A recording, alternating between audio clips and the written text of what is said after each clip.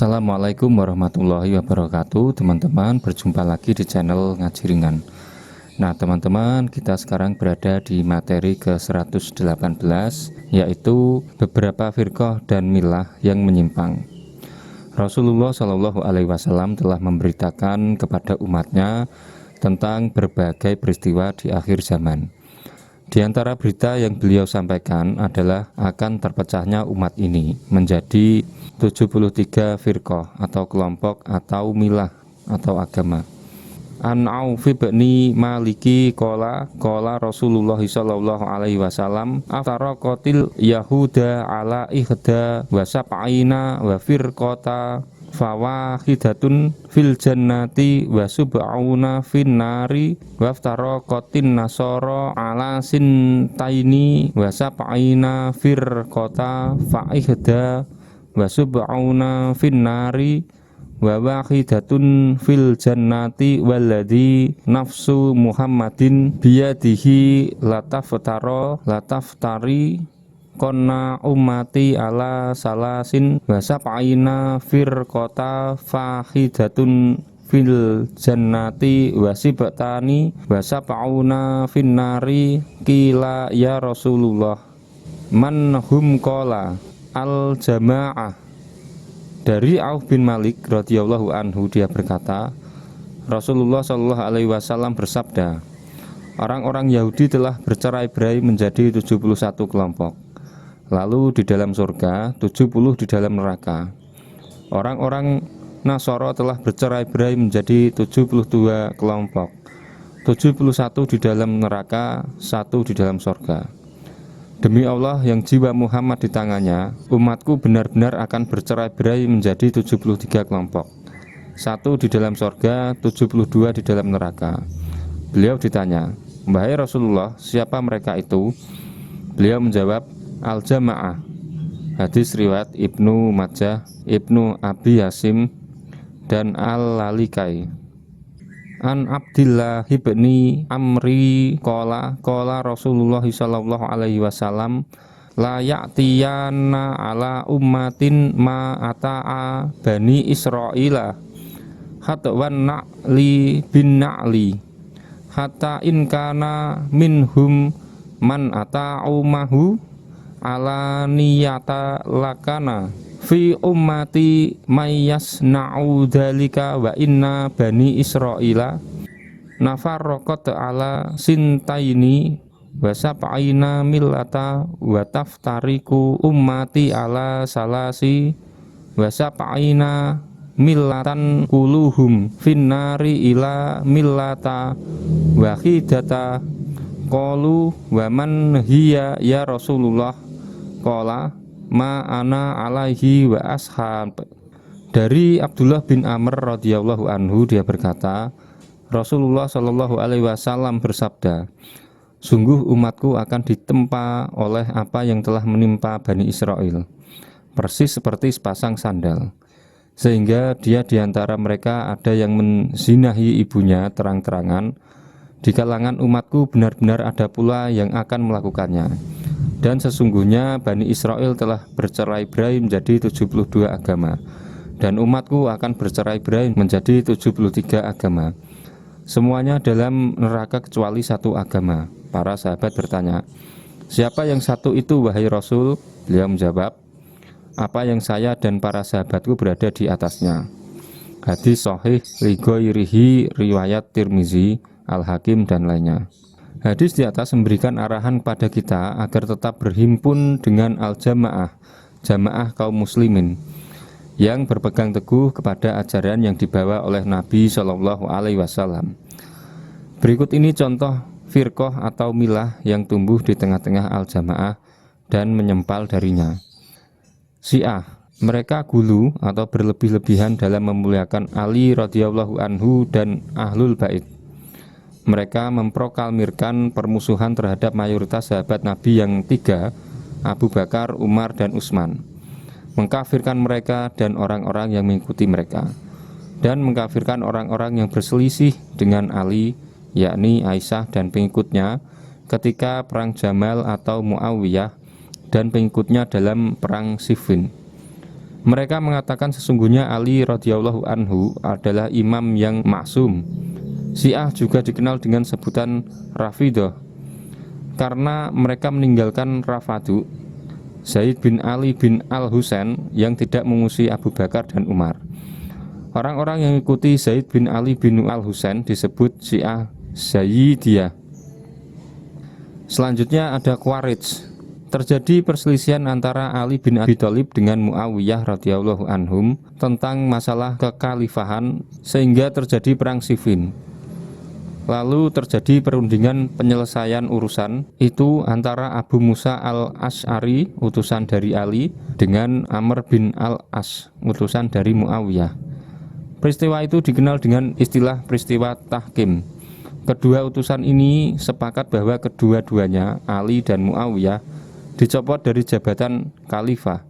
Namun tiba-tiba Amr bin al-As membaiat Muawiyah menjadi khalifah dan mengajak orang-orang yang membaiatnya.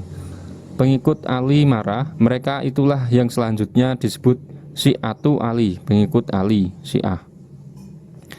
Kelompok yang keluar dari mereka semua adalah Khawarij, dari kata kharaja, keluar.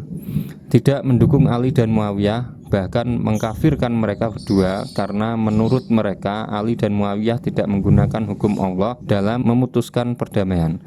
Namun kisah pengkhianatan Amr bin al-As diragukan validitas sanadnya atau doif. Haruriyah, mereka adalah orang-orang Khawarij yang dinisbatkan pada daerah Harura, yaitu daerah dekat Kufah di Irak.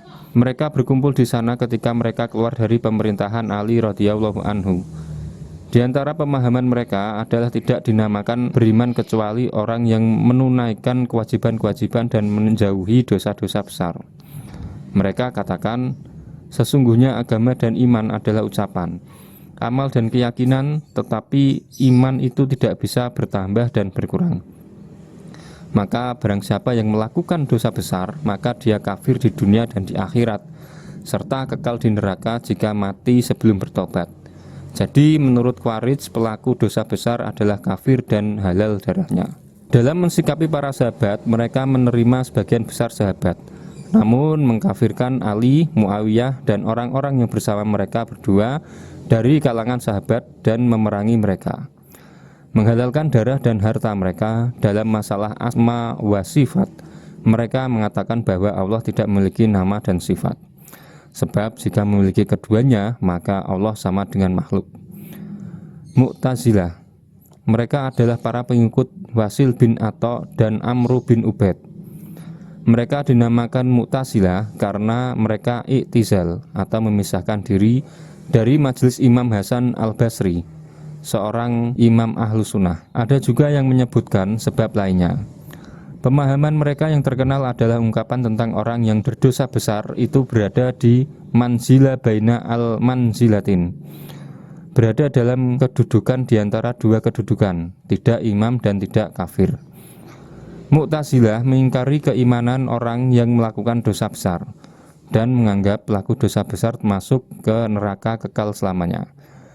Tapi mereka tidak berani mencap mereka kafir dan menghalalkan darahnya. Karena itulah mereka disebut bancinya Khawarij atau mukanisul Khawarij. Dalam hal perbuatan manusia, takdir mereka adalah Qadariyah yang berpendapat bahwa sesungguhnya manusia menciptakan perbuatannya sendiri bukan karena kehendak Allah. Ini terutama dikemukakan oleh para pengikut Ma'bad bin al-Juhni. Mereka menolak semua sifat Allah, menyatakan bahwa Allah tidak dapat dilihat pada hari kiamat, dan menyatakan Al-Quran itu makhluk bukan kalamullah. Mereka juga menyatakan Allah bikulli makan. Menurut mereka, orang mukmin tidak masuk neraka, cuma mendatangi, karena jika masuk neraka tak mungkin keluar lagi dari neraka sama sekali. Mereka pun mengingkari siksa kubur.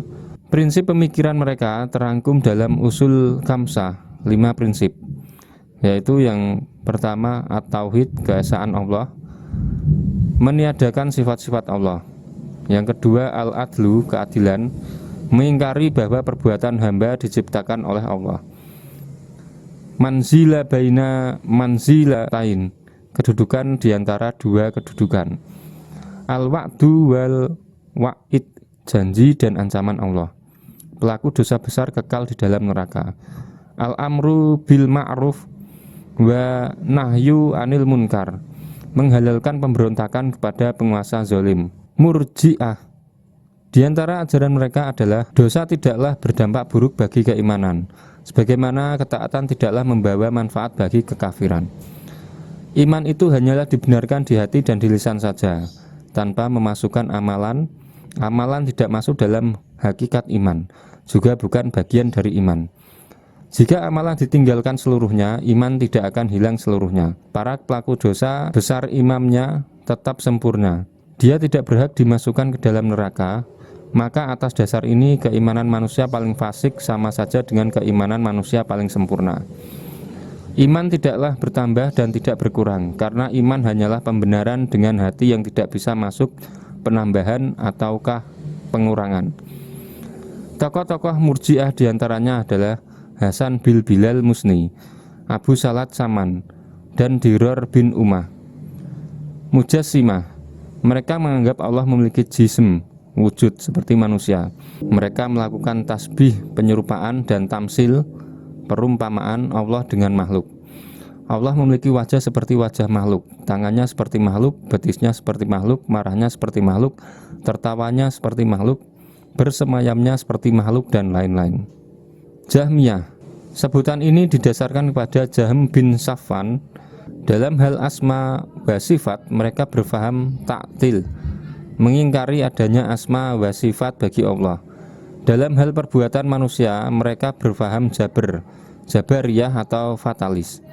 Dalam hal dosa dan iman, mereka berfaham irja atau murji'ah, bahwa bagi mereka pelaku dosa besar tetaplah sempurna imannya dan tidak berhak dimasukkan ke dalam neraka. Nawasib, mereka adalah orang-orang yang berkeyakinan bahwa membenci dan memusuhi Ali bin Abi Thalib dan anak cucunya, Ahlul Bait, merupakan bagian dari agama. Mereka sangat bangga ketika berhasil menyakiti Ahlul Bait, sampai-sampai tokoh kondang mereka yang bernama Imron bin Hiton melantunkan bait-bait kegembiraannya atas keberhasilan Abdurrahman bin Muljim al-Muradi dalam operasinya membunuh Ali bin Abi Thalib. Semoga Allah Ta'ala senantiasa membimbing kita di atas jalan Ahlus Sunnah wal Jamaah. Itulah tadi teman-teman semuanya materi ke-118, yaitu beberapa firqah dan milah yang menyimpang. Mudah-mudahan semuanya bermanfaat. Mohon maaf bila ada kesalahan kata atau pemilihan bahasa yang kurang tepat saya akhiri. Wallahul muwaffiq ila aqwamit thoriq. Wassalamualaikum warahmatullahi wabarakatuh.